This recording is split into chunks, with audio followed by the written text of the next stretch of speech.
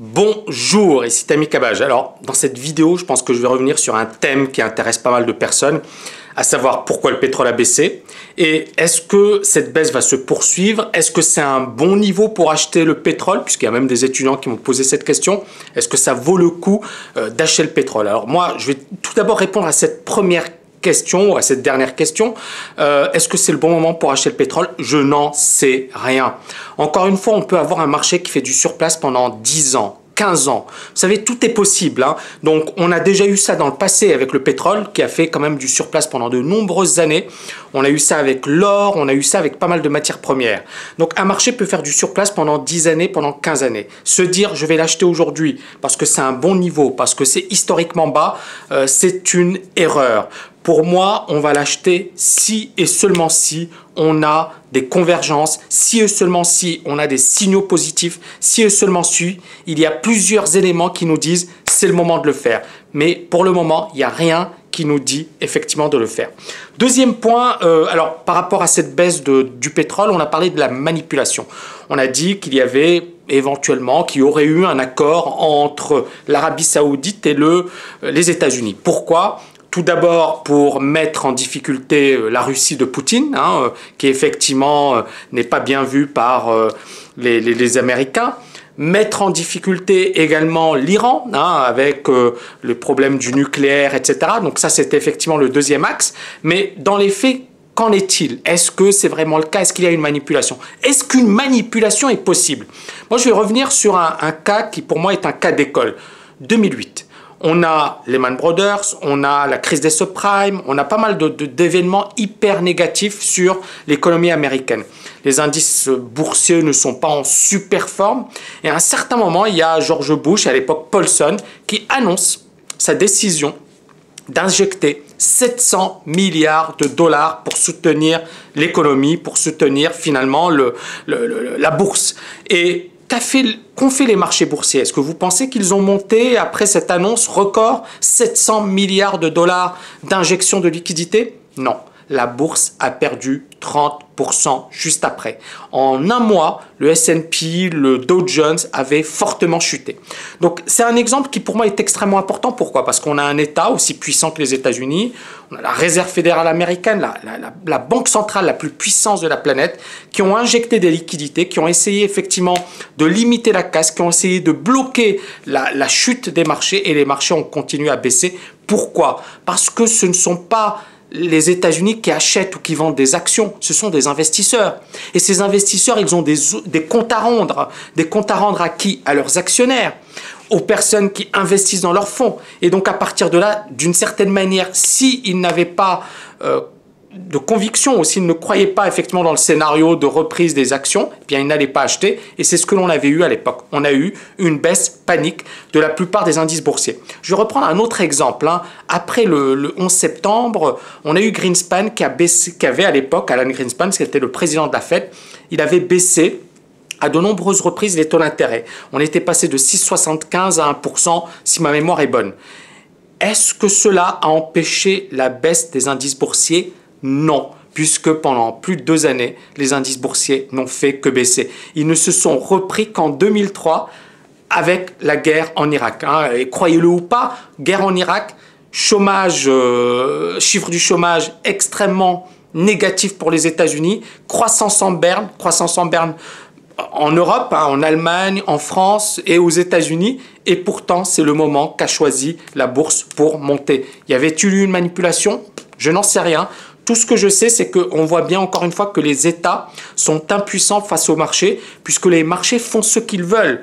Et encore une fois, il n'y a rien de négatif dans ce que je viens de dire. C'est-à-dire que les marchés sont régis par leur logique, d'accord, qui est justement de réaliser des profits, qui est justement d'investir dans les entreprises les plus profitables, les plus rentables, et que si effectivement les marchés considèrent que ce n'est pas le bon moment d'investir, ils n'investiront pas. C'est la raison pour laquelle, par rapport au pétrole, je doute de cette thèse hein, sur, bien évidemment, une manipulation des marchés. Alors, donc, le fait effectivement de mettre en difficulté la Russie et l'Iran, pourquoi pas? Mais ce n'est pas pour moi effectivement le vrai motif. Et alors, il y a plusieurs analyses qui ont été partagées ces derniers temps, etc. Mais on parle beaucoup de cette stratégie de l'Arabie Saoudite qui voit un peu sa position dominante sur le pétrole mise à mal. D'accord? L'Arabie Saoudite, c'est le plus grand producteur, ou du moins après les États-Unis, c'est l'un des plus grands producteurs au monde de pétrole. L'Arabie Saoudite repose en grande partie sur le pétrole. Et là, qu'est-ce qui se passe? Eh bien, justement, il y a quelque chose qui est...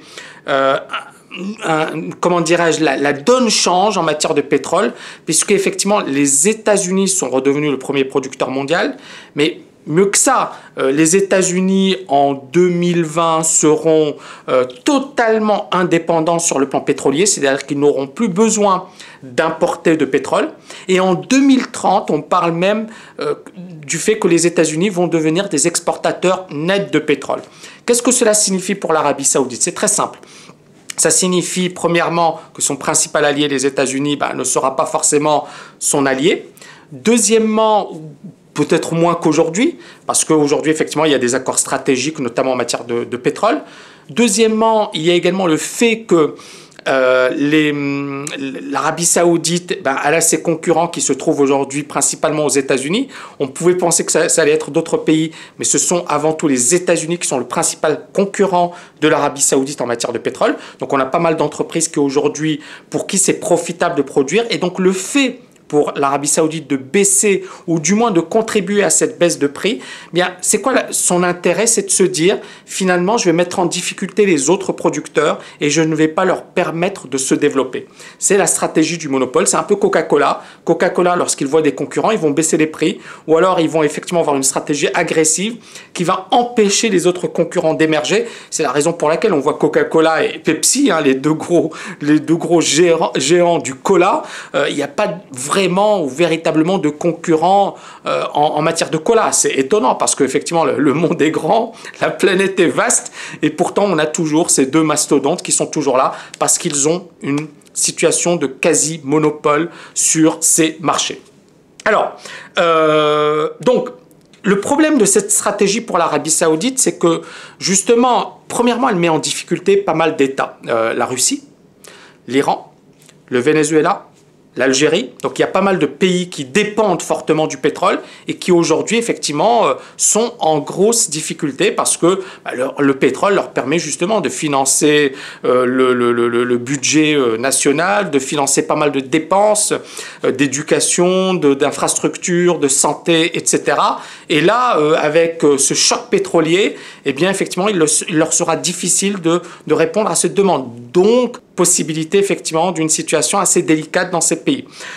Autre point qui pour moi est important, c'est que les ressources qu'ils sont en train de perdre en jouant cette stratégie de j'ai intérêt à ce que ça continue à baisser, c'est que d'une certaine manière, en jouant ce jeu, ils gagnent moins d'argent, ils ont moins de ressources. Or, ils auraient pu se dire, tiens, je vais capitaliser sur ces ressources et investir dans quelque chose, dans des secteurs qui me permettront justement de penser à l'après-pétrole. Parce que justement, l'idée, c'est de se dire, le pétrole, c'est pas illimité, c'est pas illimité dans le temps. Il y aura un après-pétrole. Et on le sent aujourd'hui, c'est qu'effectivement, il y a cette croyance dans le fait que le pétrole, c'est une énergie qui est toujours de référence et qui le restera encore durant de nombreuses années.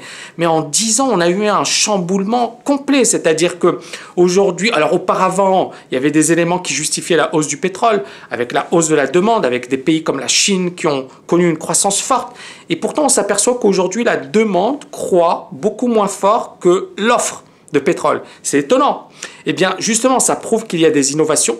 Ça prouve qu'également, il y a des économies d'énergie qui jouent aujourd'hui, ne serait-ce que par rapport aux véhicules qui consomment beaucoup moins d'essence. On a également des énergies alternatives. Donc, on a pas mal, effectivement, de choses qui font que le pétrole, peut-être, dans quelques années, dans quelques décennies, sera de moins en moins une énergie dominante. Alors, elle le sera encore pendant pas mal de temps, mais elle le sera de moins en moins, et donc la donne est en train de changer. Et donc, cette stratégie, pour moi, effectivement, n'est pas forcément une bonne stratégie, parce que, premièrement, on ne pense pas à l'avenir. Deuxièmement, c'est une stratégie court-termiste, c'est une stratégie de monopole.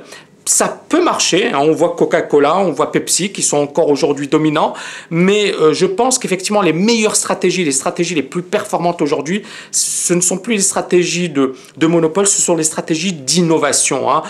Apple n'avait pas d'usine, Apple n'avait pas les mêmes moyens que Samsung, et pourtant Apple reste aujourd'hui dominant dans le domaine des téléphones mobiles. Et pourquoi? Parce que justement, ils ont innové, ils ont fait des choses que Samsung n'a pas fait, ou que d'autres, effectivement, constructeurs de téléphones n'ont pas fait. Et Apple a réussi, effectivement, à percer grâce à l'innovation. Et je pense qu'effectivement, aujourd'hui, l'innovation, c'est un aspect majeur dans le développement, dans la croissance et dans le fait, effectivement, de conserver des parts de marché. Voilà, j'espère que cette vidéo vous aura plu. Je vous dis à très, très bientôt.